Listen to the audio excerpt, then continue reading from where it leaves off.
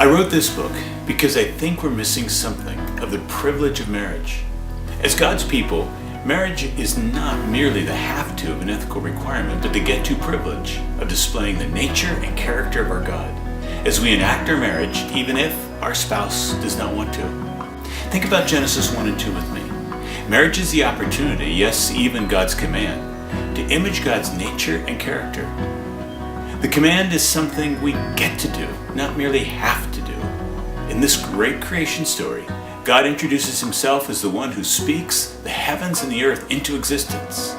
But what is God's conclusion for this great creation? It is not physics, but marriage.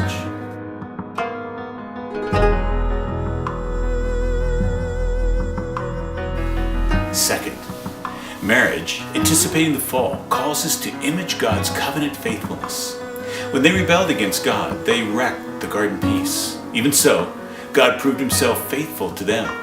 By the seed of the woman, God would save them. In this, even in its damaged state, their marriage represents God's character, his covenant faithfulness. What does this mean for us?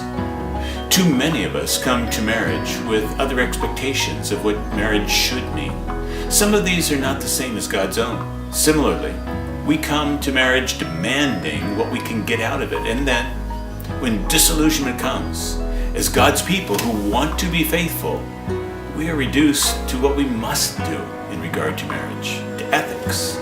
Do not divorce, do not remarry. And then too many of us, crushed by the ethical demands, simply give up.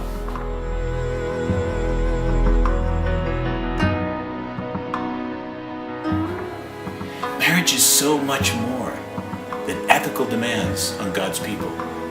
Marriage is a key metaphor of God's salvation story through the whole of the Bible. Yes, things are a mess now, creation and our marriages. But one day, when God marries his virgin bride at the end of time, he will draw his people into the delight of the Trinity by his covenant faithfulness. Every marriage is invited to anticipate this great truth now. Not must do, but get to.